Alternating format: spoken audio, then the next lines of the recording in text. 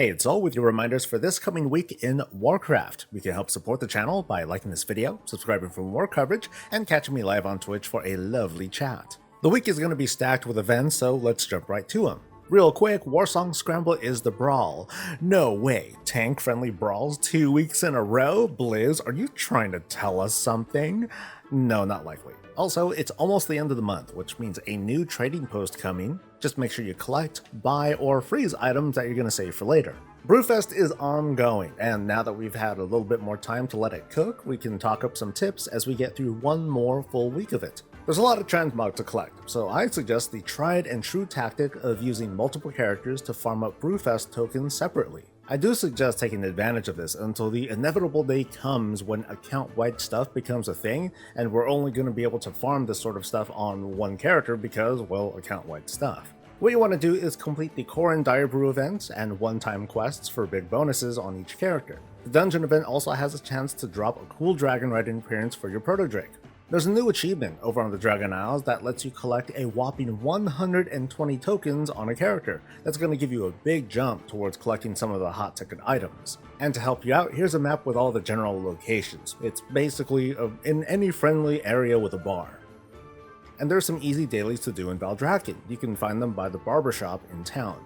I suggest putting your energy primarily in the bar hopping achievement and the one-time quests, and then filling the rest of your collections out with dailies. There are a few new goodies to collect with all these tokens you're farming too. There's a transmog shield, which is obviously a total lock for me, and there's a barrel toy that could really be a mount too, but I'll take what I can get. As of this video, there are still 10 days left on Brewfest, plenty of time for you to slack off and then take what you can get at the last minute. Timewalking returns this week with Cataclysm, so on top of the dungeon and event drops, Fireland's Timewalking is available. It's a chance to pick up some hero gear for your max level characters, and for you collectors, it's an opportunity to pick up the Glittering Phoenix Ember. It's an item that's one step towards obtaining a special Phoenix pet. If you're interested in the other steps, you can check the description below for a guide from Wowhead. This isn't just any Timewalking event though. The Turbulent Timeways event starts this week as well, so let's go over how it works. First off, for max level players, the weekly event quest will award hero gear instead of just champion gear, so heck yeah. For those of you leveling up though, you want to listen up. You want to keep in mind that the Timewalking level requirements have changed. This week is Cataclysm Timewalking, so you only need to be level 35 in order to queue up, which is, hey, that's great. There's also going to be a special item that drops, I'm guessing here, but I'm betting it's going to drop at the end of a Timewalking dungeon, and it can be traded across the account. By itself, it gives a small stacking experience buff. I'm guessing again here, but if you either complete more dungeons or apply more of this item, you get a bigger buff that shoots this to a 30% experience bonus. It's pretty good if you're leveling alts for fun or heritage armor or whatever.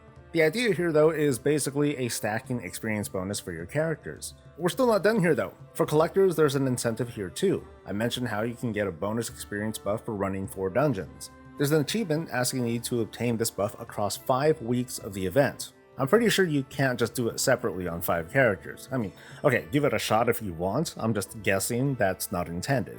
The achievement, by the way, awards a mount, the Sandy Shale Wing.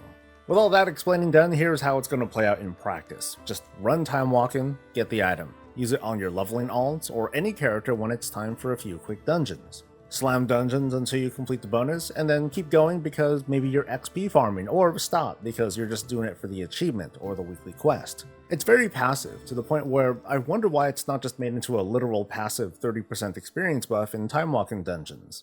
My copium waste estimation is because it makes the event feel a tiny bit more interactive, something that has you mentally in the game rather than, oh okay, the event is here and we sort of take the bonus for granted. It feels, I don't know, I guess slightly less exciting. But you know what, I'm just overthinking this. Anyway, over in Mythic Plus World, the affixes have gone full circle and we're doing Tyrannical, Storming, and Raging. Just so you know, yeah, I finally did keys last week, I timed some of them, had a good time, and now I got some B-roll, yay! Anyway, I'm in striking distance of getting Keystone Slacker, it feels pretty good, and about these affixes, total push week. Storming is pretty cake to manage, just keep your eyes on the screen, and Raging is basically kill the deadliest mobs faster or else. 10.2 continues to be on a good pace so far, to the point where we're starting to see some unusual assets that don't seem related to the dream at all. It gives the impression, don't believe it, but it gives the impression that the patch could release on a shorter time frame, as in before BlizzCon. I'm not saying that it will, or that it even should, but everything's sure lining itself up for a late October release of the patch, so we'll see. In the meantime, you can expect me to give you a closer look on what the day-to-day is going to feel like in Season 3, from outdoor stuff to Big 3 content. I hope you'll join me for the coverage, the conversations, and more this week, so be sure you're subscribed to this channel, and like the video too, it always helps. Let's have Bob close us out, and I'll see you when I see you. Stay safe, stay healthy, and stay breezy. Wasted my life, it's obsession. I'm grinding reputation, I won't be denied. Hit that 25 and I'll be famous. Contract spent, I can't slow down.